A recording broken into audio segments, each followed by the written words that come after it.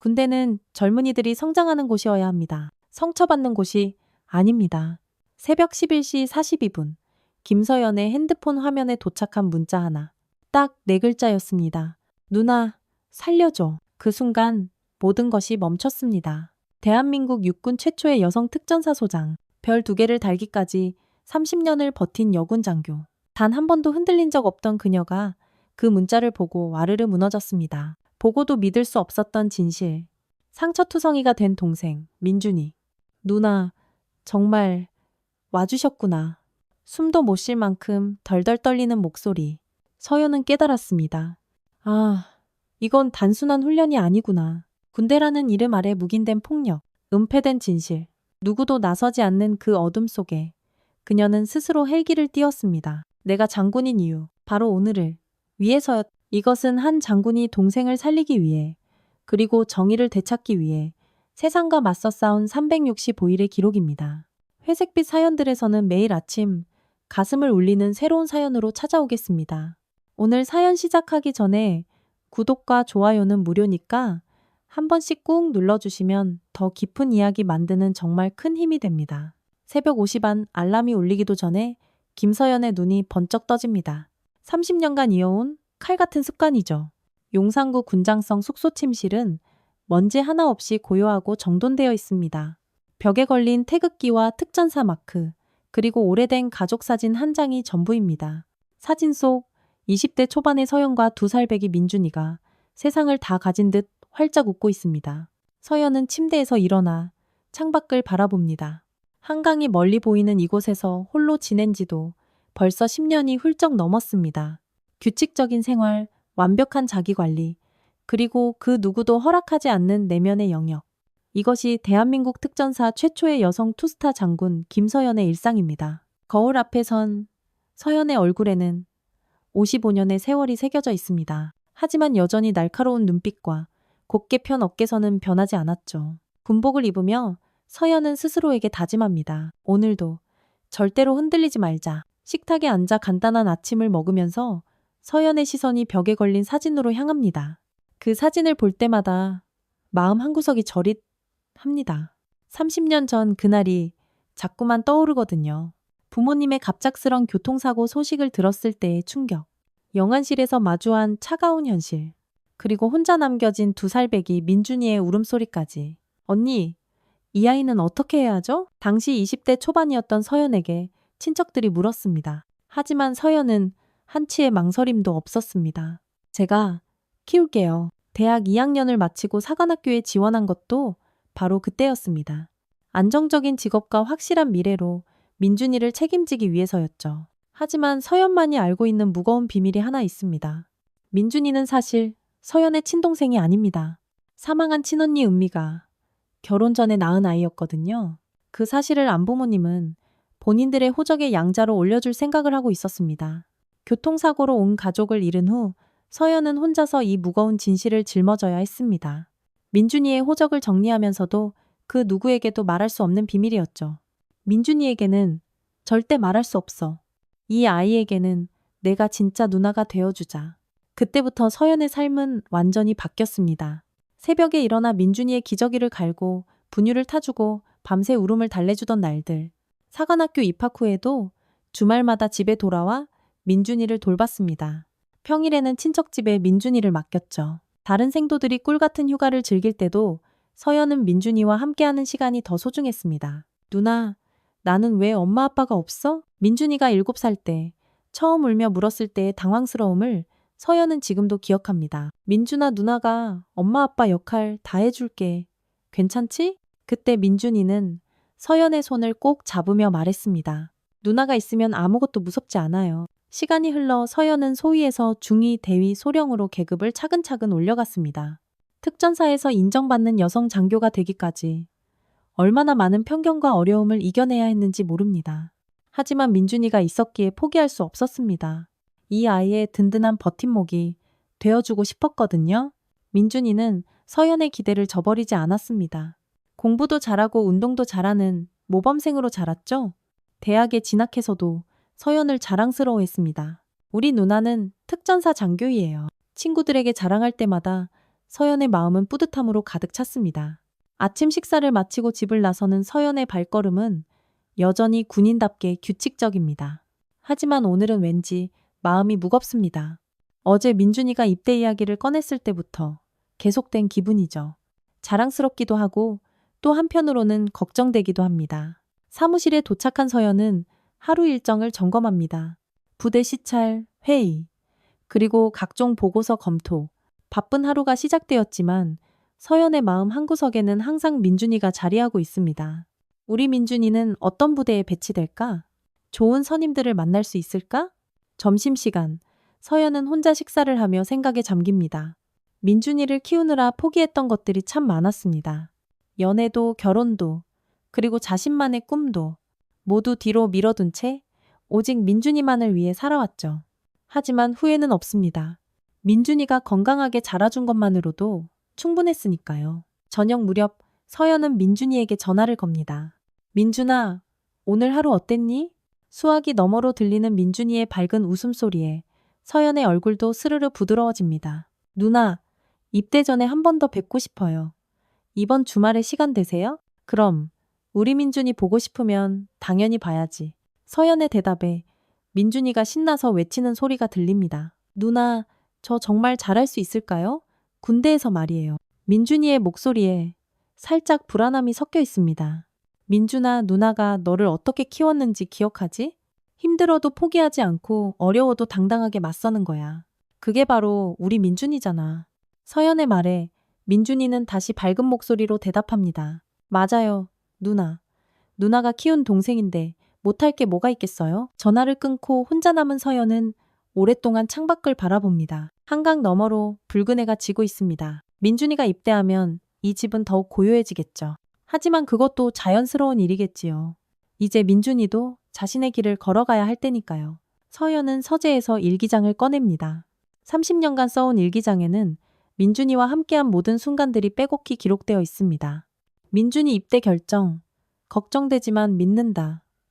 우리 민준이는 어디서든 잘해낼 거야. 누나가 키운 아이니까. 펜을 놓고 서연은 다시 한번 가족 사진을 바라봅니다. 평생 지켜온 비밀과 함께 오늘도 하루가 저물어갑니다. 일주일 후 토요일 오후 서연은 용산역에서 민준이를 기다리고 있습니다. 평소보다 일찍 나온 탓에 시간이 남아 역 앞 카페에 앉아 있습니다.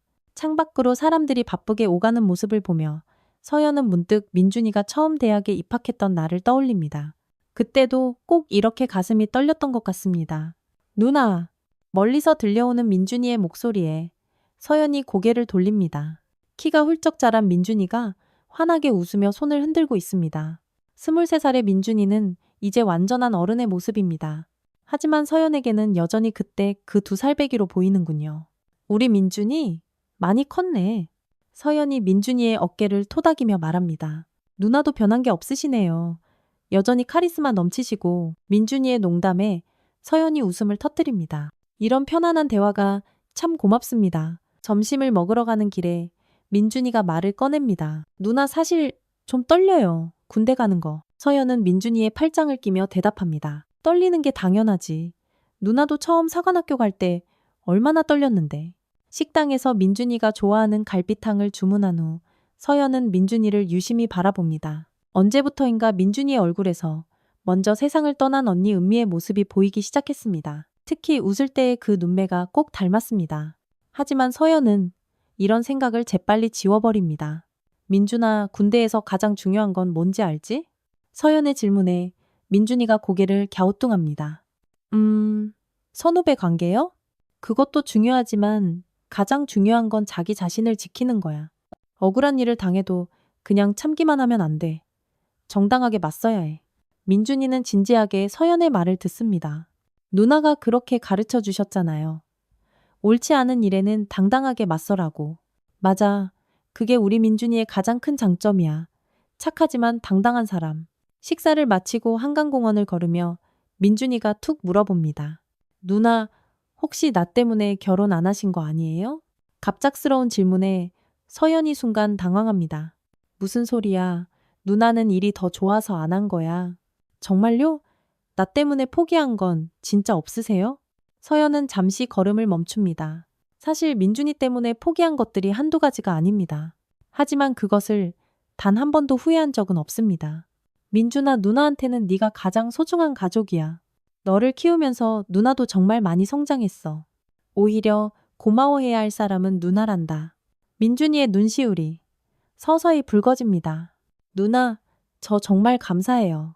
제가 누나한테 절대 짐이 되지 않을게요. 바보야? 넌 누나한테 짐이 아니라 세상 가장 큰 자랑이야. 다음 주 화요일, 민준이의 입대일입니다. 서연은 새벽부터 일어나 민준이가 좋아하는 미역국을 끓입니다. 민준이도 일찍 일어나 짐을 마지막으로 정리하고 있습니다. 누나, 제 군화끈 한 번만 매주세요. 민준이의 부탁에 서연은 무릎을 꿇고 민준이의 군화끈을 매어줍니다. 이렇게 단단히 매는 거야. 훈련 중에 풀리면 안 되니까. 서연의 손길이 무척이나 세심합니다. 민준이는 서연의 모습을 가만히 바라보며 말합니다. 누나, 제가 잘하고 있는지 가끔 연락드릴게요. 그래. 하지만 너무 자주 연락하면 안 돼. 군대는 군대대로 생활해야지. 입대 부대까지 배웅을 간 서연은 민준이를 꼭 안아줍니다. 우리 민준이 건강하게 잘 다녀와. 네, 누나. 누나도 몸 조심하세요. 민준이가 부대 안으로 사라지는 모습을 보며 서연의 가슴이 뭉클합니다. 첫 한 달은 순조로웠습니다. 민준이는 일주일에 한 번씩 전화를 걸어 근황을 전했습니다. 누나, 훈련은 힘들지만 진짜 재미있어요. 동기들도 좋은 사람들이고요. 민준이의 밝은 목소리에 서연은 안심했습니다. 하지만 두 번째 달부터 뭔가 이상했습니다. 민준이의 연락이 눈에 띄게 뜸해지기 시작한 것입니다. 일주일에 한 번이던 전화가 열흘에 한 번, 그리고 2주에 한 번으로 줄어들었습니다. 연락이 와도 예전처럼 밝지가 않았습니다. 민준아, 괜찮니? 목소리가 왜 그래? 서연의 걱정스러운 물음에 민준이는 대충 얼버무립니다. 아, 그냥 훈련이 좀 힘들어서요. 괜찮아요, 누나. 하지만 민준이의 목소리에는 분명히 무언가 다른 기색이 있었습니다. 세 번째 달, 민준이와의 통화에서 서연은 확신했습니다. 뭔가 단단히 잘못되고 있다는 것을. 민준아, 정말 괜찮은 거야? 누나한테 솔직히 말해봐. 누나, 진짜 괜찮아요. 그냥 좀 피곤해서 그래요. 하지만 민준이의 목소리에는 숨길 수 없는 두려움이 섞여 있었습니다. 서연은 30년간 민준이를 키워온 엄마 같은 감각으로 그것을 느꼈습니다. 뭔가 심각한 일이 일어나고 있다는 것을. 그리고 어느 날 밤 11시, 서연의 휴대폰에 민준이의 문자가 도착합니다. 누나, 나 너무 아파. 살려줘. 서연의 손이 사시나무처럼 떨립니다. 즉시 민준이에게 전화를 걸지만 받지 않습니다. 한 번, 두 번, 세 번 계속 통화 중이거나 전원이 꺼져 있다는 안내만 흘러나옵니다. 서연은 곧바로 민준이 부대에 전화를 겁니다. 안녕하세요. 저는 육군 특전사령부 김서연 소장입니다. 그쪽 부대 김민준 일병과 통화 좀 부탁드립니다. 하지만 당직 부사관의 대답은 예상과 달랐습니다. 죄송합니다만 현재 대공상태 훈련 중이라 외부 연락이 통제되고 있습니다. 그럼 부대장님과 통화 부탁드립니다. 부대장님도 현재 훈련 지휘 중이십니다. 서연은 계급을 밝혔지만 소용없었습니다. 뭔가 의도적으로 연락을 차단하고 있다는 느낌이 강하게 들었습니다. 서연의 불안은 점차 확신으로 바뀝니다. 민준이에게 무슨 일이 일어나고 있다는 것을. 다음 날 오전, 서연은 다시 민준이 부대에 전화를 겁니다. 이번에는 중령인 부대장이 직접 전화를 받습니다. 김 소장님, 민준이는 잘 지내고 있습니다. 단순한 신병 적응 과정의 혼란일 뿐입니다. 부대장님, 제가 직접 부대를 방문해도 되겠습니까? 서연의 요청에 부대장의 목소리가 싸늘하게 차가워집니다. 그것은 곤란합니다. 규정상 직접적인 관여는 어렵습니다. 규정이요? 네. 아무래도 소장님 신분을 고려하면. 전화를 끊는 서연의 얼굴이 돌처럼 굳어집니다. 30년 군 생활의 경험으로 직감합니다. 뭔가 은폐하려 하고 있다는 것을. 그리고 그 중심에 민준이가 있다는 것을. 서연은 책상 위 민준이 사진을 바라보며 결연히 다짐합니다. 민준아, 누나가 반드시 구해낼게. 무슨 일이 있어도. 새벽 4시. 서연은 더 이상 기다릴 수 없었습니다. 민준이의 절망적인 문자를 받은 지 이틀이 지났지만 부대 측의 반응은 여전히 미적지근했습니다. 대공상태 훈련, 신병 적응 과정. 이런 핑계만 늘어놓을 뿐이었죠. 서연은 특전사령부 작전실로 향했습니다. 새벽이라 인적이 드물었지만 당직 장교들은 모두 서연을 알아봤습니다. 소장님, 이른 시간에 웬일이십니까? 헬기 한 대 출동시켜주세요. 급한 일이 있습니다. 목적지는 어디신지요? 당직 소령의 질문에 서연은 단호하게 대답했습니다. 강원도 화천 제17보병 대대입니다. 당직 소령의 얼굴이 당황스러움으로 물듭니다. 그런데 사전 승인 절차가 소령 지금 당장 헬기를 띄워주시오. 모든 책임은 내가 지겠소. 서연의 목소리에는 30년 군 경력의 위험이 서려 있었습니다. 당직 소령은 더 이상 반박할 수 없었습니다. 1시간 후 서연은 헬기에 몸을 싣고 강원도 산간을 향해 날아가고 있었습니다. 창밖으로 보이는 새벽 풍경이 아름답지만 서연의 마음은 타들어가듯 초조하기만 합니다. 민준아, 조금만 기다려. 누나가 꼭 갈게. 조종사인 이 원사가 뒤를 돌아보며 말합니다. 소장님, 목적지에 거의 다 왔습니다. 고맙습니다, 이 원사님. 착륙 준비해주세요. 제17보 병대대 헬기장에 착륙한 서연을 맞이한 것은 당황한 부대원들의 어쩔 줄 모르는 시선이었습니다. 박진철 중령이 급히 달려나와 경례를 붙입니다. 소장님, 갑작스럽게 오시다니 사전에 연락이라도 주셨으면. 부대장 김민준 일병은 어디 있습니까? 서연의 직설적인 질문에 박중령의 얼굴이 굳어집니다. 아, 그게 현재 의무실에서 휴식을 취하고 있습니다. 의무실에요? 왜 의무실에 있는 겁니까? 훈련 중 경미한 부상을 당해서. 박중령의 말이 끝나기도 전에 서연이 의무실 방향으로 획 걸어갑니다. 안내해 주시죠. 박중령은 어쩔 수 없이 서연의 뒤를 따릅니다. 의무실 문을 열고 들어간 서연이 보게 된 것은 충격 그 자체였습니다. 민준이가 침대에 누워 있는데 온몸에 시퍼런 멍자국이 선명했습니다. 얼굴은 퉁퉁 부어 있고 손등에는 담뱃불로 지진 듯한 화상 자국까지 있었습니다. 민준아. 서연의 부름에 민준이가 힘겹게 눈을 뜹니다. 나? 민준이의 목소리는 거의 들리지 않을 정도로 작았습니다. 서연이 민준이 옆에 앉아 민준이는 참았던 눈물을 와르르 터뜨립니다. 누나, 정말 와주셨구나. 민준이가 서연의 손을 붙잡으며 흐느낍니다. 서연의 가슴이 갈기갈기 찢어질 것 같습니다. 20년 넘게 애지중지 키워온 민준이가 이런 끔찍한 모습이 되다니. 민준아, 괜찮아. 누나가 왔으니까 이제 다 괜찮아. 박중령이 뒤에서 변명처럼 말을 꺼냅니다. 소장님, 이것은 단순한 훈련 과정에서. 닥치시오. 서연의 서슬퍼런 목소리가 의무실을 가득 채웁니다.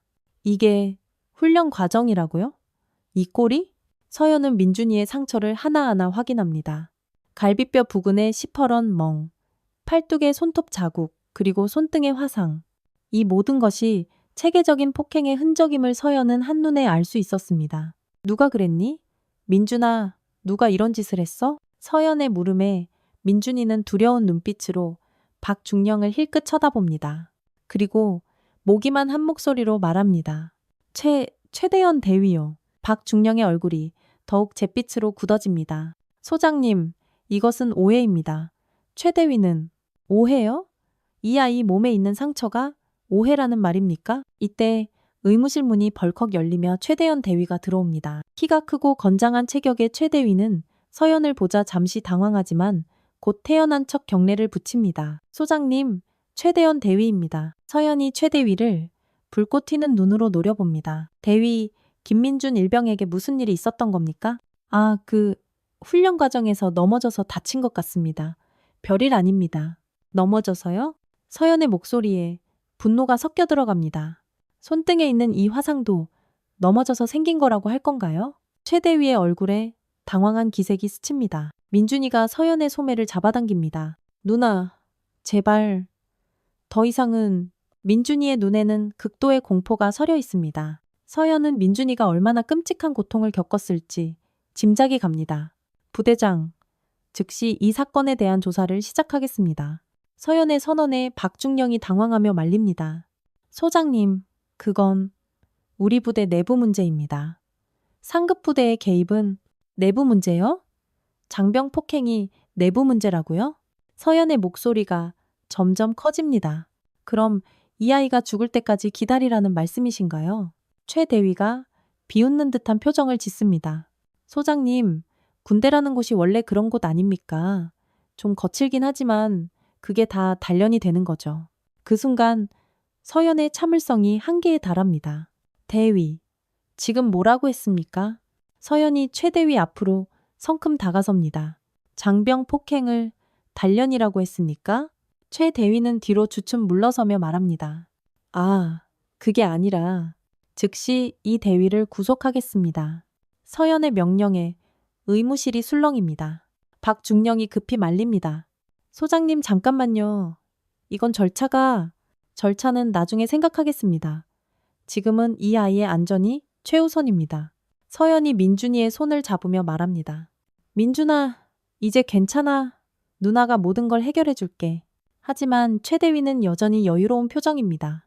소장님, 저한테는 든든한 뒷배경이 있습니다. 함부로 하시면 소장님도 곤란해지실 겁니다. 그 말에 박중령도 고개를 끄덕입니다. 서연은 최대위의 말에 조금도 당황하지 않습니다. 30년 군 생활 동안 이런 상황을 수없이 겪어봤거든요. 뒷배경이요? 그게 뭐든 상관없습니다. 정의 앞에서는 모든 게 평등합니다. 민준이가 서연의 손을 꼭 잡으며 말합니다. 누나, 정말 괜찮을까요? 저 때문에 누나까지 피해보시는 거 아니에요? 민준아, 누나를 믿어. 누나가 널 지켜줄게. 반드시. 의무실 밖에서 웅성거리는 소리가 들립니다. 다른 간부들이 몰려오고 있는 것 같습니다. 서연은 각오를 다집니다. 이제 진짜 싸움이 시작되는 것입니다. 민준이를 지키기 위한, 그리고 정의를 바로 세우기 위한 싸움이. 의무실 밖으로 나온 서연은 몰려든 간부들과 마주했습니다. 대대 전체가 술렁이고 있었습니다. 소장이 갑자기 나타나 소란을 피우니 어쩌면 당연한 일이겠죠. 하지만 서연에게는 그런 시선들이 전혀 중요하지 않았습니다. 부대장, 즉시 김민준 일병을 상급병원으로 후송하겠습니다. 서연의 명령에 박중령이 난색을 표합니다. 소장님, 그 정도로 심각한 상황은 아닙니다. 부대 의무실에서 충분하다고요? 저 아이 상태를 보고도 그런 말씀을 하시는 겁니까? 최대위가 옆에서 비아냥거립니다. 소장님, 너무 호들갑 떠시는 거 아닙니까? 군대에서 이 정도는 흔한 일이죠. 그 순간 서연의 눈빛이 얼음장처럼 차갑게 변했습니다. 대위, 다시 한번 그런 말을 하면 즉시 군사경찰을 부르겠습니다. 오후가 되자 서연은 부대 내에서 조사를 시작했습니다. 하지만 병사들은 약속이라도 한 듯 입을 꾹 다물고 있었습니다. 민준이와 같은 분대원들에게 개별적으로 면담을 요청했지만 모두 아무것도 모른다는 말만 반복했습니다. 박현우 일병, 정말 아무것도 보지 못했습니까? 서연의 질문에 박 일병은 고개를 푹 떨구며 대답합니다. 예, 저는 정말 모릅니다. 하지만 그의 떨리는 목소리와 불안한 눈빛이 모든 것을 말해주고 있었습니다. 간부들도 마찬가지였습니다. 소대장인 이주원 중위는 민준이가 좀 서툴러서 훈련 중에 다친 것 같다고 말했고 행정보급관 최상사는 특별한 일은 없었다며 발뺌했습니다. 모두가 입을 맞춘 듯 똑같은 대답만 했습니다. 저녁 무렵 서연은 민준이와 단둘이 시간을 보냈습니다. 민준아, 정확히 무슨 일이 있었는지 누나한테 말해줄 수 있겠니? 민준이는 한참을 망설이다가 겨우 입을 열었습니다. 처음에는 그냥 기합이었어요. 최대위가 내무반에서 팔굽혀펴기나 오리걸음 시키고 민준이의 목소리가 점점 작아집니다. 그런데 점점 심해졌어요. 때리기 시작하고 담배로 지지고 서연의 주먹이 저절로 꽉 쥐어집니다. 다른 애들은 뭐 했니? 다들 무서워했어요. 저항하면 더 심해진다고, 그냥 참으라고. 간부들은 몰랐을까? 알고 있었어요. 하지만 모른 척 했어요. 박중령도 알고 있었는데 오히려 최대위를 두둔했어요. 그때 민준이가 서연의 소매를 잡으며 애원합니다. 누나, 제발 조용히 넘어가면 안 될까요? 더 큰일 날까봐 너무 무서워요. 민준아, 이런 일이 또 생기면 어떡하니?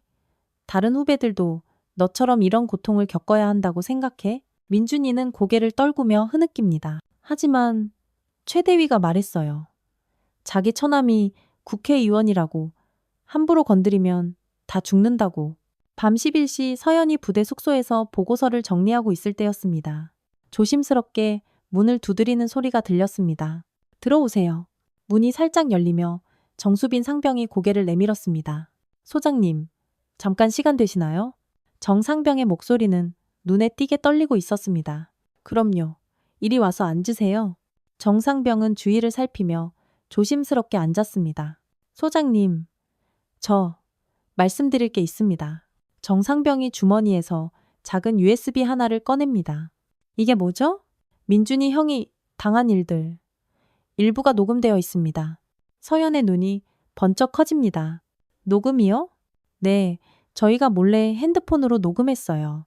너무 끔찍해서 언젠가는 누군가에게 알려야 한다고 생각했거든요. 정상병은 USB를 서연에게 건네며 말을 이어갑니다. 그 안에는 최대희가 민준이 형을 때리는 소리, 욕하는 소리가 들어있어요. 그리고 박중령과 최대위가 나눈 대화도 있어요. 어떤 대화요? 부대 운영비를 빼돌리는 얘기, 그리고 이런 일들을 덮으려는 얘기들이요? 정상병의 말에 서연이 놀랍니다. 단순한 폭행 사건이 아니라 더 큰 비리가 연루되어 있다는 뜻이었습니다. 수빈 상병, 이건 정말 중요한 증거예요. 왜 지금까지 숨기고 있었죠? 무서웠어요. 발각되면 저희도 똑같이 당할까봐. 정상병의 손이 덜덜 떨리고 있었습니다. 서연이 정상병의 어깨를 다독이며 말합니다. 용기 내주어서 정말 고마워요. 이제 진실을 밝힐 수 있을 것 같아요. 소장님, 정말 이 일이 해결될까요? 반드시 해결하겠습니다. 내가 약속드려요. 정상병이 떠난 후 서연은 USB를 노트북에 꽂았습니다. 들려오는 음성은 그야말로 충격적이었습니다. 최대위의 거친 욕설과 함께 민준이의 비명소리, 그리고 다른 병사들의 겁에 질린 목소리가 생생하게 담겨 있었습니다. 야, 김민준, 네가 뭔데 군대에서 깝죽거려, 어? 최대위의 목소리가 들립니다. 대위님 죄송합니다. 민준이의 힘없는 목소리가 이어집니다. 그리고 퍽 하는 둔탁한 소리와 함께 민준이의 고통스러운 신음소리가 들렸습니다. 더 충격적인 것은 박중령과 최대위의 대화였습니다. 최대위, 좀 조심해. 요즘 감시 심하다고. 중령님, 걱정 마세요. 제 처남이 누군데요? 국회의원이에요. 그리고 부대 운영비건도. 조용히 처리하시죠. 서로 도움이 되잖아요. 서연은 녹음을 들으며 분노가 치밀어 올랐습니다. 이들은 단순히 민준이를 괴롭힌 것이 아니라 조직적으로 부패를 저질러 왔던 것입니다. 그리고 민준이는 그 과정에서 희생양이 된 것이었죠. 다음 날 새벽, 서연이 숙소에서 나오려는데 정상병의 침상이 텅 비어 있었습니다. 정수빈 상병은 어디 갔습니까? 당직 부사관에게 묻자 의외의 대답이 돌아왔습니다. 어젯밤에 긴급 전출 명령이 내려와서 새벽에 떠났습니다. 긴급 전출이요? 누가 명령했습니까? 박중령님께서 직접. 서연의 얼굴이 싸늘하게 굳어집니다. 정상병이 증거를 제공한 것이 발각된 것입니다. 박중령과 최대위가 증거인멸을 위해 정상병을 급히 다른 부대로 보내버린 것이었죠. 정상병은 어느 부대로 전출됐습니까? 그것은 저도 모릅니다. 기밀사항이라고. 서연은 더 이상 기다릴 수 없다는 것을 깨달았습니다. 증거는 확보했지만 증인들이 하나둘씩 사라지고 있었습니다. 이제 정면 승부를 해야 할 때였습니다. 서연은 USB를 꽉 쥐며 굳게 다짐했습니다. 서연은 확실한 증거를 확보했다고 생각했습니다. 정수빈 상병이 제공한 USB에는 최대현 대위의 폭행 증거와 박진철 중령과의 부패 대화까지 담겨 있었거든요. 이제 정식으로 군 수사기관에 신고할 때라고 판단했습니다. 특전사령부로 돌아온 서연은 즉시 군 수사단에 연락했습니다. 안녕하세요. 특전사령부 김서연 소장입니다. 긴급히 수사 의뢰할 사건이 있습니다. 어떤 사건이신지요? 제21 보병대대에서 발생한 장병 폭행 및 부대 운영비 비리, 횡령 사건입니다. 군 수사단의 반응은 예상보다 신속했습니다. 이틀 후 수사관들이 파견되어 조사를 시작했습니다. 서연은 정수빈 상병이 제공한 USB와 함께 민준이의 상처 사진, 그리고 자신이 목격한 모든 정황을 상세히 제공했습니다. 하지만 일주일이 지나도 별다른 소식이 없었습니다. 서연이 수사 진행 상황을 문의하자 담당 수사관은 모호한 답변만 했습니다. 아직 조사 중입니다. 좀 더 시간이 필요할 것 같습니다. 2주가 지난 후 드디어 수사 결과가 나왔습니다. 하지만 그 내용은 서연을 분노로 미치게 만들었습니다. 증거 불충분으로 기소 불가 관련자들에 대해서는 내부 경고 조치로 종결. 증거 불충분이라고요? 서연이 수사단장에게 거세게 따졌습니다. 분명한 녹음 파일과 상처 사진이 있는데 어떻게 증거가 불충분하다는 겁니까? 소장님, 녹음 파일의 진위 여부가 의심되고 상처도 훈련 중 발생한 것으로 볼 여지가 있습니다. 그럼 정수빈 상병의 증언은 어떻게 된 겁니까? 정상병은 현재 연락이 되지 않는 상황입니다. 전출 과정에서 행방을 알 수 없게 되었습니다. 서연은 이것이 거대한 조직적 은폐 작업임을 직감했습니다. 정수빈 상병의 실종, 증거에 대한 의도적인 폄하, 그리고 솜방망이 처벌, 모든 것이 계획된 수순이었습니다. 다음 날 서연에게 국방부 차관보실에서 연락이 왔습니다. 김 소장, 내일 오전 10시에 차관보님을 뵙고 오시기 바랍니다. 섬뜩한 예감이 들었지만 서연은 거부할 수 없었습니다. 국방부 청사에 들어선 서연을 맞이한 것은 얼음장같이 차가운 분위기였습니다. 차관보실 앞에서 기다리는 동안 지나가는 사람들의 시선이 모두 차갑게 느껴졌습니다. 마치 문제를 일으킨 골칫덩어리를 보는 듯한 시선이었죠. 들어오세요. 차관보실 문이 열리고 서연이 들어섭니다. 차관보 뒤에는 몇 명의 고위 간부들이 앉아 있었습니다. 모두 심각한 표정이었습니다. 김 소장, 앉으시오. 차관보의 목소리는 차갑기 그지없었습니다. 이번 제21 보병대대 사건에 대해 이야기해 봅시다. 예, 차관보님. 소장, 헬기를 무단으로 출동시킨 것은 명백한 월권 행위요. 차관보님, 그것은 긴급 상황이었습니다. 제 동생이라고? 차관보가 눈썹을 치켜 올립니다. 군에서 개인적 감정으로 공적 자원을 사용했다는 말이요? 서연의 가슴이 답답해집니다. 그렇지 않습니다. 명백한 장병 폭행 사건이었습니다. 하지만 수사 결과는 증거 불충분이었지 않소? 그럼 소장의 판단이 잘못된 것 아니오? 옆에 앉은 인사참모부장이 말을 받습니다. 김 소장, 이번 일로 군 내부에 좋지 않은 소문이 돌고 있어.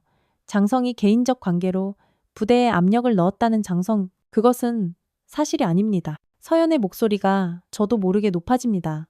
저는 정당한 절차를 통해 정당한 절차라고? 차관보가 냉소적으로 웃습니다. 헬기 무단 출동이 정당한 절차란 말이오? 회의실의 분위기가 점점 서연에게 불리하게 돌아갑니다. 김 소장, 솔직히 말해서 이번 일은 선을 넘은 행동이었소. 그 정도면 징계감이야. 서연의 마음이 와르르 무너져 내립니다. 정의를 실현하려 했던 자신의 행동이 오히려 문제가 되고 있었습니다. 하지만 그 아이가 당한 일은 분명히 그 아이? 차관보가 비웃습니다. 김 소장, 군대에는 수많은 그 아이들이 있어. 모든 개별 사안에 장성이 직접 개입할 수는 없는 일 아니오? 회의가 끝난 후 서연은 복도를 걸으며 깊은 절망감에 빠졌습니다. 동료 장성들과 마주쳐도 모두 시선을 피했습니다. 어떤 이는 뒤에서 수군거리며 말했습니다. 저러다가 별떼겠네. 특전사령부로 돌아온 서연에게는 더 큰 충격이 기다리고 있었습니다. 인터넷 커뮤니티에 자신을 비난하는 글들이 본물처럼 쏟아져 나오고 있었던 것입니다. 장군 누나가 동생 군대 특혜줬다더라. 이게 진짜 금수저 군대지. 소장이 헬기 띄워서 동생 구하러 갔다는데 진짜임? 말도 안 돼. 악플들이 끝없이 달리고 있었습니다. 더 충격적인 것은 같은 부대 간부들의 반응이었습니다. 평소 친하게 지내던 동료들마저 서연을 피하기 시작했습니다.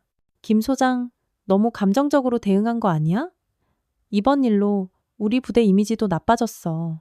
저녁에 민준이에게서 전화가 왔습니다. 누나, 인터넷에 올라온 글들 봤어요. 민준이의 목소리는 죄책감으로 가득했습니다. 저 때문에 누나가 이런 일을 당하시다니. 민준아, 이건 내 잘못이 아니야. 누나가 옳다고 생각하는 일을 한 거야. 하지만 누나 정말 괜찮으세요? 징계받으시는 거 아니에요? 서연은 차마 대답할 수 없었습니다. 실제로 징계위원회가 열릴 예정이었거든요. 그날 밤 서연은 혼자 사무실에 남아 깊은 생각에 잠겼습니다. 30년 군 생활 동안 쌓아온 모든 것이 한순간에 무너져 내리고 있었습니다. 정의를 실현하려 했던 자신의 신념이 오히려 독이 되어 돌아오고 있었죠. 내가 잘못한 걸까? 서연은 스스로에게 물었습니다. 하지만 민준이의 상처투성이 몸을 떠올리면 후회할 수 없었습니다. 아니야, 내가 한 일은 옳았어. 절대로 포기할 수 없어.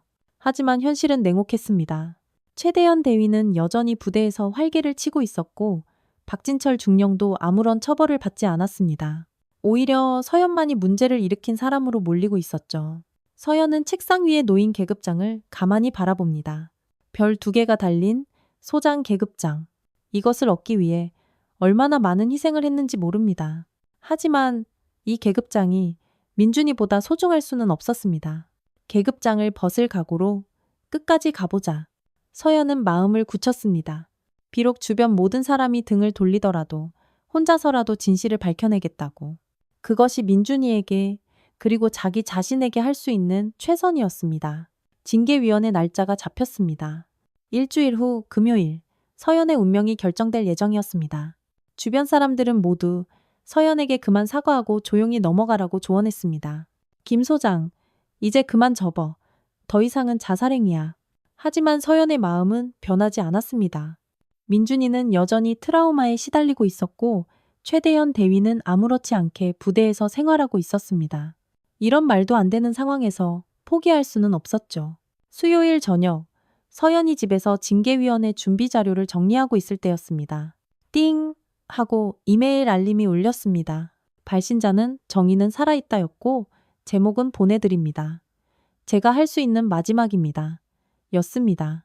서연은 조심스럽게 이메일을 열어봤습니다. 내용은 간단했습니다. 소장님, 용기 있는 행동에 감사드립니다. 첨부 파일을 확인해 보세요. 더 이상은 침묵할 수 없습니다. 첨부 파일은 동영상이었습니다. 서연이 파일을 실행하자 자신의 눈을 의심할 수밖에 없었습니다. 제17보 병대대 내무반에서 촬영된 것으로 보이는 영상이었는데 최대한 대위가 민준이를 포함한 여러 병사들을 집단으로 폭행하는 모습이 너무나 선명하게 담겨 있었습니다. 야, 너희들 똑바로 안 해? 군기가 빠졌어, 이것들이. 최 대위의 거친 목소리가 스피커를 찢을 듯 울려 퍼집니다. 병사들은 바닥에 엎드려 팔굽혀펴기를 하고 있는데 제대로 하지 못하면 발로 차고주먹으로 때렸습니다. 더 충격적인 장면이 이어졌습니다. 최 대위가 담배를 피우며 민준이에게 다가가더니 담뱃불로 손등을 지지는 모습이 고스란히 담겨 있었습니다. 아, 민준이의 찢어지는 비명소리가 들렸고 다른 병사들은 겁에 질린 채 그저 바라보고만 있었습니다. 이런 걸 당하고도 신고하면 더 심하게 당할 줄 알아. 알겠나? 최 대위의 협박에 병사들은 고개만 끄덕였습니다. 영상 마지막에는 최 대위가 음담패설을 늘어놓으며 병사들을 희롱하는 모습까지 담겨 있었습니다. 서연의 손이 부들부들 떨렸습니다. 이것은 결정적인 증거였습니다. 더 이상 증거불충분이라는 핑계를 댈 수 없을 만큼 명확한 영상이었죠. 하지만 누가 이런 위험을 무릅쓰고 영상을 촬영해서 보낸 것일까요? 이메일을 다시 확인해 보니 추가 메시지가 있었습니다. 저는 전출관 정수빈입니다. 영상은 제가 몰래 촬영한 것입니다. 전출 후에도 마음이 편하지 않아 보내드립니다. 더 이상 침묵할 수 없었습니다. 정수빈 상병이었습니다. 갑작스럽게 전출되어 행방을 알 수 없었던 그가 마지막 양심으로 결정적 증거를 보낸 것이었습니다. 서연은 정상병의 용기에 가슴이 뭉클했습니다. 다음 날 아침 서연은 중요한 결정을 내렸습니다. 징계위원회에서 이 영상을 공개하기로 한 것입니다. 국방부 고위 간부들 앞에서 이 추악한 진실을 낱낱이 드러내 보이겠다는 각오였죠. 금요일 징계위원회가 열렸습니다. 국방부 대외의실에는 차관보를 비롯해 각 군 고위 장성들이 참석했습니다. 분위기는 예상대로 싸늘했습니다. 모두가 서연을 문제를 일으킨 골칫덩어리로 보고 있었죠. 김 소장, 본인의 행동에 대해 해명해 보시오. 위원장인 차관보의 말에 서연이 자리에서 일어났습니다. 위원장님, 저는 정당한 이유가 있었습니다.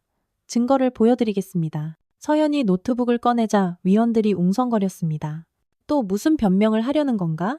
이미 수사 결과 다 나오지 않았나? 하지만 서연은 개의치 않고 영상을 재생했습니다. 대회의실에 최대현 대위의 거친 목소리가 울려 퍼졌습니다. 야, 너희들 똑바로 안 해. 그리고 이어지는 무자비한 집단 폭행 장면. 위원들의 표정이 점점 굳어갔습니다. 민준이가 담뱃불에 지져지는 장면이 나오자 회의실은 완전히 조용해졌습니다. 몇몇 위원들은 참아보지 못하고 고개를 돌렸습니다. 차관보의 얼굴도 새하얗게 질려 있었습니다. 영상이 끝나자 회의실은 깊은 정적에 빠졌습니다. 서연이 침묵을 깨고 입을 열었습니다. 위원장님, 이것이 제가 헬기를 출동시킨 이유입니다. 이런 일을 당한 제 동생을 그냥 둘 수 없었습니다. 이 영상은 어디서 구한 것이요? 차관보가 떨리는 목소리로 물었습니다. 당사자가 직접 보내준 것입니다. 더 이상 침묵할 수 없다면서요. 인사참모부장이 급히 말했습니다. 이 영상의 진위를 확인해야 합니다. 조작 가능성도 조작이라고요? 서연의 목소리가 칼날처럼 날카롭게 높아졌습니다. 직접 보시지 않았습니까? 저 아이의 고통을. 회의실 분위기가 완전히 바뀌었습니다. 처음에는 서연을 문제아로 보던 위원들도 이제는 사건의 심각성을 깨닫기 시작했습니다. 말도 안 돼. 이런 일이 실제로 일어났다는 말인가? 서연은 계속해서 말했습니다. 이것은 단순한 개인적 감정 개입이 아닙니다. 군대의 기본 질서와 인권이 무너진 심각한 상황이었습니다. 제가 개입하지 않았다면 더 큰 사고가 났을지도 모릅니다. 차관보가 다른 위원들과 시선을 나누더니 조심스럽게 말했습니다. 김 소장, 이 영상을 언론에 공개할 생각은 없겠죠? 그것은 서연이 대답하려는 순간 회의실 문이 벌컥 열렸습니다. 죄송합니다. 긴급 상황입니다. 한 참모가 급히 들어와 차관보에게 속삭였습니다. 차관보의 얼굴이 더욱 굳어졌습니다. 뭐라고? 벌써? 참모가 태블릿을 내밀었습니다. 화면에는 포털 사이트 실시간 검색어가 떠 있었습니다. 1위가 군대 집단 폭행 영상, 2위가 김서연 소장, 3위가 제17보 병대대였습니다. 영상이 유출됐습니다. 이미 SNS와 각종 커뮤니티에서 수백만 조회수를 기록하고 있습니다. 참모의 보고에 회의실이 발칵 뒤집혔습니다. 서연도 놀랐습니다. 자신은 영상을 공개하지 않았는데 대체 어떻게 유출된 것일까요? 그때 서연의 휴대폰에 문자가 도착했습니다. 정수빈 상병이었습니다. 소장님, 저도 영상을 다른 곳에 보냈습니다. 이런 일이 다시는 일어나지 않도록 하기 위해서입니다. 죄송합니다. 차관보가 서연을 매섭게 노려봤습니다. 김 소장, 이게 계획된 일이었습니까? 아닙니다. 저도 몰랐습니다. 하지만 결과적으로는 그때 또 다른 참모가 뛰어들어왔습니다. 차관보님, 대통령실에서 연락 왔습니다. 즉시 보고하라고 하십니다. 상황이 걷잡을 수 없이 급속도로 커지고 있었습니다. 서연은 예상치 못한 상황 전개에 당황했지만 한편으로는 안도감도 들었습니다. 이제 더 이상 숨길 수 없게 되었으니까. 진실은 반드시 밝혀질 것이고 민준이가 당한 고통도 헛되지 않을 것이다. 회의는 급히 중단되었고 서연은 복잡한 심정으로 회의실을 나왔습니다. 복도에서 만난 동료 장성이 혀를 차며 말했습니다. 김 소장 이제 진짜 큰일 났네. 전국적인 이슈가 돼버렸어. 서연은 담담하게 대답했습니다. 그게 더 좋습니다. 이제 아무도 숨길 수 없게 되었으니까요. 영상 유출 이후 사흘 만에 대한민국 전체가 들썩였습니다. 모든 뉴스 채널에서 이 사건을 대서특필했고 SNS에서는 강은영, 소장, 지지합니다. 해시태그가 실시간 트렌드 1위를 기록했습니다. 수백만 명의 국민들이 영상을 보고 함께 분노했습니다. 이게 대한민국 군대의 현실이냐? 김서연 소장은 진짜 군인이다. 민준이 같은 피해자가 더 이상 나와서는 안 된다. 는 댓글들이 폭포수처럼 쏟아졌습니다. 처음에는 서연을 비난했던 여론도 완전히 뒤바뀌었습니다. 월요일 오전 청와대에서 긴급회의가 열렸습니다. 대통령이 직접 엄중히 지시한 것이었습니다. 이 사건을 철저히 조사하고 관련자들을 일벌백계로 엄중 처벌하라. 그리고 김서연 소장의 행동은 오히려 칭찬받아야 할 일이다. 국방부 장관은 급히 기자회견을 열었습니다. 정부는 이번 사건을 매우 심각하게 받아들이고 있습니다. 대통령 직속 특별감찰단을 즉시 구성하여 한 점 의혹 없는 철저한 수사를 진행하겠습니다. 같은 시간 제21 보병대대는 완전히 뒤집어졌습니다. 특별감찰단이 부대로 몰려와 압수수색을 시작했고 최대현 대위와 박진철 중령은 즉시 구금되었습니다. 더 이상 뒷배경이나 인맥은 소용없었습니다. 최 대위가 감찰단에 끌려가면서 악을 썼습니다. 이게 뭐야? 나는 억울하다고. 내 처남이 누군지 알아. 하지만 감찰단장은 차갑게 대답했습니다.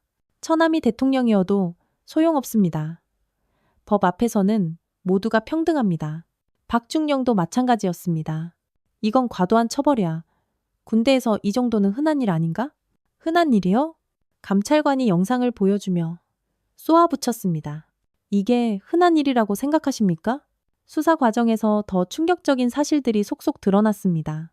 최대위의 폭행은 민준이만이 아니라 부대 내 다수 병사들에게 상습적으로 가해졌던 것이었습니다. 그리고 박중령은 부대 운영비를 빼돌려 개인적으로 유용해 왔습니다. 부대 내 다른 간부들도 줄줄이 소환되었습니다. 이주원 중위는 폭행을 목격했지만 신고하지 않은 죄로, 최 상사는 은폐에 가담한 죄로 각각 기소되었습니다. 더 이상 모른 척할 수 없게 된 것입니다. 한 주가 지나자 사건의 전모가 명확해졌습니다. 이것은 단순한 개인적 일탈이 아니라 조직적인 폭력과 부패의 결과였습니다.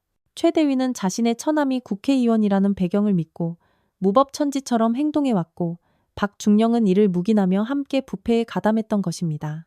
특별감찰단의 수사 결과가 발표되었습니다. 최대현 대위는 상해, 폭행, 협박, 성추행 등의 혐의로 구속 기소되었고 박진철 중령은 직권남용, 횡령, 증거인멸 등의 혐의로 함께 기소되었습니다.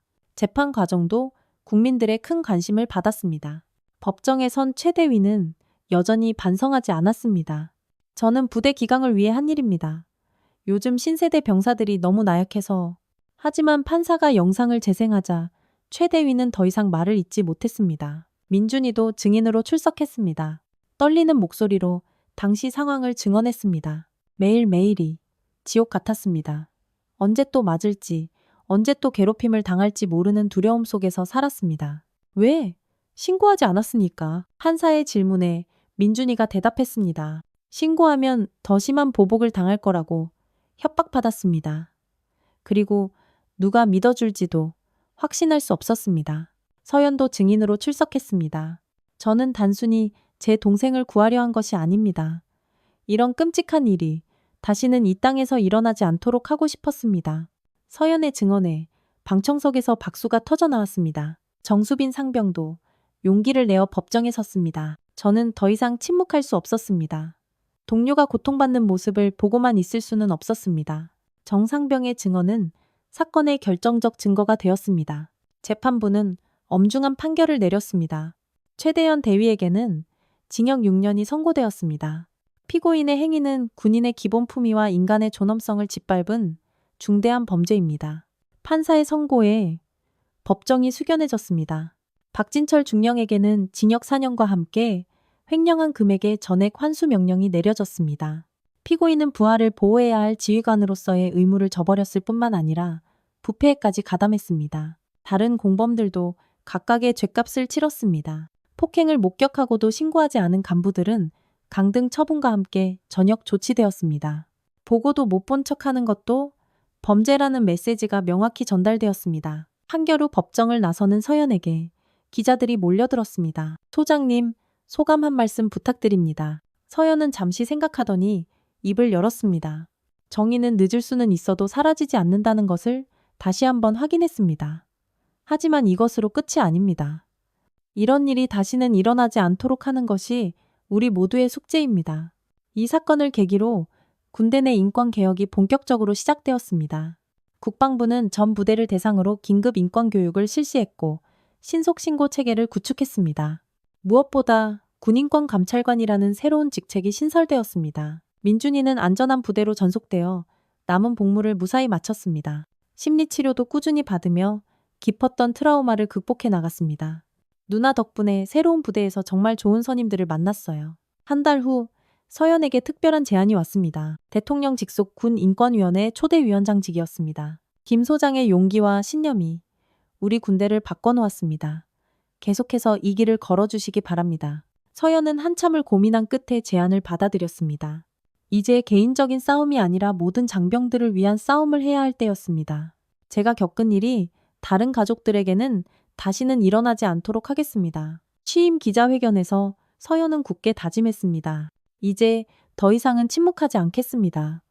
제 동생 같은 피해자는 이 땅에 다시는 없도록 하겠습니다. 그 말에 참석한 모든 사람들이 뜨거운 박수를 보냈습니다. 6개월 후 서연은 대통령 직속군 인권위원회 위원장으로서 새로운 삶을 살고 있었습니다. 용산구에 위치한 인권위원회 사무실은 매일 전국 각지에서 오는 신고 전화와 이메일로 분주했습니다. 더 이상 혼자만의 싸움이 아니었습니다. 위원장님, 이번 주에만 신고 접수가 47건입니다. 김 과장이 보고서를 들고 왔습니다. 작년 같은 기간보다 300%나 증가했네요. 서연은 복잡한 심정으로 자료를 검토했습니다. 신고가 늘어난 것이 문제가 많아져서인지 아니면 신고할 용기가 생겨서인지 판단하기 어려웠습니다. 하지만 긍정적인 변화도 있습니다. 김 과장이 덧붙였습니다. 예전에는 신고에도 묻히거나 보복당하는 경우가 대부분이었는데 이제는 즉시 조사가 들어가고 처벌도 확실히 이루어지고 있어요. 서연은 고개를 끄덕였습니다. 지난 6개월 동안 인권위원회를 통해 처리된 사건들은 모두 공정하게 해결되었습니다. 가해자들은 엄중한 처벌을 받았고 피해자들은 적절한 보호와 치료를 받을 수 있었습니다. 그 중에서도 가장 기억에 남는 것은 첫 번째 사건이었습니다. 경기도 모부대에서 발생한 집단 따돌림 사건이었는데 피해 병사가 자살을 시도했던 아주 심각한 상황이었습니다. 예전 같았으면 개인적인 문제로 치부되고 묻혔겠지만 이제는 달랐습니다. 서연이 직접 현장에 가서 조사를 지휘했고 가해자들은 모두 군사법정에 회부되었습니다. 피해 병사는 전문 치료를 받으며 회복 중이었고 그 부대는 인권교육 모범부대로 거듭났습니다. 위원장님, 민준 씨한테서 연락 왔어요. 비서가 전화를 건네주었습니다. 서연은 반가운 마음으로 전화를 받았습니다. 민준아, 어떻게 지내니? 누나, 저 저녁 준비하고 있어요. 이제 딱 한 달 남았거든요. 민준이의 목소리는 예전처럼 밝고 씩씩했습니다. 새로운 부대에서의 생활이 그를 많이 변화시켰습니다. 선임들이 정말 좋아요. 후임들한테도 절대 그런 일 없도록 제가 잘 챙겨주고요. 다행이다. 우리 민준이가 이제 완전히 회복된 것 같네. 서연의 목소리에도 안도감이 묻어났습니다. 누나 덕분이에요. 누나가 아니었다면 저는 그런 말 하지 마. 이제 다 지난 일이야. 민준이는 잠시 망설이더니 조심스럽게 말을 이어갔습니다. 누나, 전역하면 저도 누나처럼 다른 사람들을 도와주는 일을 하고 싶어요. 제가 겪은 일이 헛되지 않도록요. 정말? 서연이 깜짝 놀랐습니다. 어떤 일을 생각하고 있니? 군 인권 관련 NGO에서 일하고 싶어요. 피해자들 상담도 해주고 법적 지원도 도와주고요. 제가 겪었던 일이니까 누구보다 더 잘 이해할 수 있을 것 같아요. 서연의 눈시울이 뜨거워졌습니다. 그토록 힘들어했던 민준이가 이제는 다른 사람들을 돕겠다고 말하다니. 민준아, 정말 자랑스러워. 하지만 무리하지는 마. 아직 완전히 회복된 게 아닐 수도 있으니까. 괜찮아요, 누나. 오히려 이런 일을 하는 게 저한테 더 도움이 될 것 같아요. 제 경험이 누군가에게는 희망이 될 수 있잖아요. 전화를 끊고 서연은 오랫동안 생각에 잠겼습니다. 민준이의 변화가 너무나 기특하고 대견했습니다. 피해자에서 이제는 다른 피해자들을 돕는 사람이 되려 한다니. 이것이야말로 진정한 회복이 아닐까요? 오후에 서연은 국정감사에 참석했습니다. 국회 국방위원회에서 군 인권 개선 현황을 보고하는 자리였습니다. 의원들의 질문이 쉴 새 없이 이어졌습니다. 위원장님, 지난 6개월간의 성과를 구체적으로 말씀해 주시죠. 네, 의원님. 우선 신고 건수가 크게 늘어났습니다. 이는 위원회에 대한 신뢰도가 높아졌다는 의미로 해석됩니다. 그리고 처리 기간도 평균 7일로 대폭 단축되었습니다. 처벌 수위는 어떻습니까? 가해자에 대한 처벌이 대폭 강화되었습니다. 과거에는 경고나 주의 조치에 그쳤던 사안들도 이제는 강등이나 전역 조치가 내려지고 있습니다. 한 의원이 날카로운 질문을 던졌습니다. 하지만 일각에서는 처벌이 과도하다는 지적도 있는데요. 서연은 단호하게 대답했습니다. 의원님, 인간의 존엄성을 짓밟는 행위에 과도한 처벌이란 없습니다. 오히려 지금까지가 너무 관대했다고 생각합니다. 앞으로의 계획은 무엇입니까? 예방교육을 더욱 강화하고 피해자 보호 시스템을 확대할 예정입니다. 그리고 무엇보다 문화를 바꾸는 것이 중요합니다. 폭력을 당연시하는 그릇된 군대 문화를 뿌리 뽑아야 합니다. 국정감사가 끝난 후 서연은 기자들과 만났습니다. 위원장님, 6개월간 일하시면서 가장 기억에 남는 일이 있다면요? 모든 사건이 기억에 남지만 특히 피해자들이 상처를 회복해가는 모습을 볼 때 가장 큰 보람을 느낍니다. 개인적으로는 어떠세요? 민준 씨는 잘 지내고 계신가요? 네, 이제 완전히 회복되었습니다. 오히려 다른 피해자들을 돕고 싶다고 말할 정도로요. 그게 가장 자랑스럽습니다. 마지막으로 국민들께 하고 싶은 말씀이 있다면요? 서연은 잠시 생각하더니 진심을 담아 말했습니다. 군대는 젊은이들이 성장하는 곳이어야 합니다. 상처받는 곳이 아니라요. 모든 부모님들이 안심하고 자녀를 군대에 보낼 수 있는 그날까지 저는 계속해서 노력하겠습니다. 저녁에 집으로 돌아온 서연은 거실 벽에 걸린 가족 사진을 바라봤습니다. 예전과 똑같은 사진이지만 이제는 다른 의미로 다가왔습니다. 더 이상 혼자 짊어져야 할 무거운 비밀이 아니라 사랑으로 이어진 단단한 가족의 끈이었습니다. 책상에 앉아 일기를 쓰면서 서연은 지난 1년을 돌아봤습니다. 민준이의 고통으로 시작된 일이 이제는 수많은 장병들의 희망이 되었습니다. 개인적인 아픔이 사회적 변화의 거대한 동력이 된 것입니다. 민준아, 네가 겪은 고통이 헛되지 않았어. 서연은 혼잣말로 나지막이 중얼거렸습니다. 이제 너 같은 아이들이 다시는 생기지 않을 거야. 누나가 꼭 약속할게. 마지막 문장을 쓰며 서연은 희미하게 미소를 지었습니다. 오늘도 정의로운 하루였다. 내일도 계속 걸어가자. 30년간 군인으로 살아온 서연에게 새로운 사명이 시작된 것입니다. 이제는 계급장이 아니라 신념으로, 권력이 아니라 사랑으로 세상을 바꿔나가는 진정한 리더가 된 것입니다.